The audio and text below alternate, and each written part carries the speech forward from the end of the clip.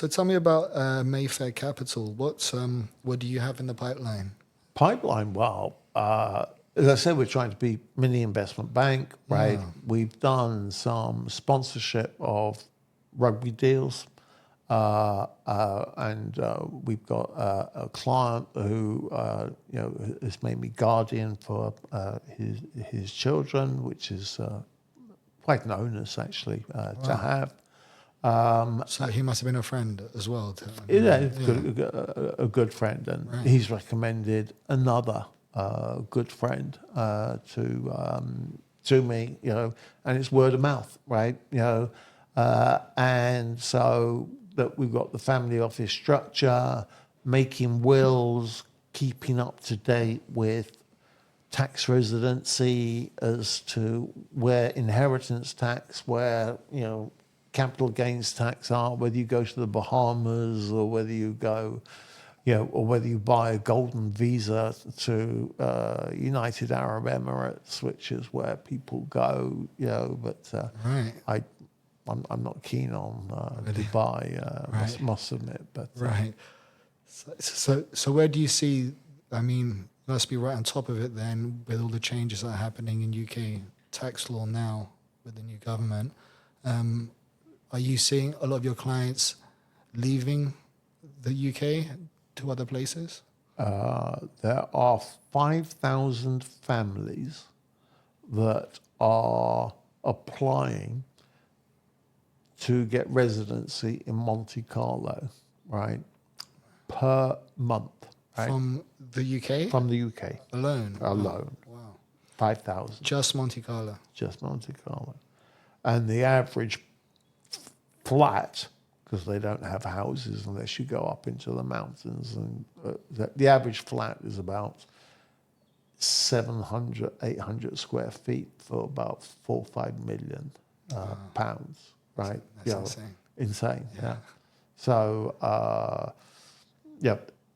I was involved in putting a syndicate together to buy Manchester United football club when the Glazers are not ready. They kind of like stripped the house of everything, right? They've got a bad training ground. They need to rebuild Old Trafford, right? All but 3 of the Manchester United players are for sale now because Jane Ratcliffe, he had Ineos and he moved to Monte Carlo, and his business is starting to do badly, but he's realising that he paid £2.5 billion for 25% of the shares and committed £2.5 billion to rebuild the training ground and everything like that. On top. Wow. So, needless to say, you as an actuary, I look at the downside first, right, before I start looking at the upside. That's just Risk management. Risk and you management. think that's a bad deal for him? He's made a bad deal for himself. He got just caught up in the Because he was a fan. That's the danger, right? He blinded. He supposedly had like $15 billion or whatever, so he could afford it, etc. They had a poor season.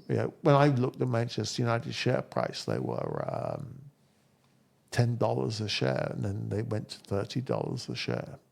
So and they were regular sellers as well. But they had Malcolm Glazier, the father actually. So he had 6 children, left them equal shares each, but they were all They were all of the voting shares, even though that they had free float from the others. So, but if any of the siblings sold the shares, the votes got transferred to the other siblings. I see. So Arve and Joel, don't want to sell. He's chairman and whatever. They didn't want to. They didn't want to sell. So the others did want to sell, but if they got this deal, which was ridiculous, right? Right. So then they would always maintain control in the family. So Yeah, it's pretty hard to make a takeover bid Very, very difficult. unless they're all in. So Yeah. you're putting that together now to try and buy off them. Given up on that one. That was you gave up on yeah, that? that was too hard. Right. Yeah. 9 months, 12 months of work, too hard. Right. And they're not the most popular in Manchester, from what I understand. If they were to be within a mile of the ground, they would be lynched. Really? It's that bad. Yeah, it's that bad. It's that bad. Interesting. Because you go to Manchester City have got a super training ground. They've got a super stadium, etc. And they've got a sale and lease back with the government, with the council. With Manchester, right. Manchester United were trying to do the same thing, right? But the government doesn't have that money, right? You know, they've tied up the capital in Manchester City, which is why Manchester City win everything, except, well, of course, Manchester United did win the FA Cup or the Cup recently. So. Yeah, interesting. So you're involved in sport investment. You mentioned rugby. What are you doing there? Rugby, well, the London Irish, and I know a lot of the building contractors, etc., are interested in supporting London Irish. They went bust, and people lost a lot of money in there, about 30 million, something like that. We're speaking to the insolvency practitioners and the planners, and we're looking at buying a French rugby club, another rugby club, and roll in the London Irish. So the capital and interest is guaranteed at 12 to 14%, right, over 3 years, and we will get London Irish actually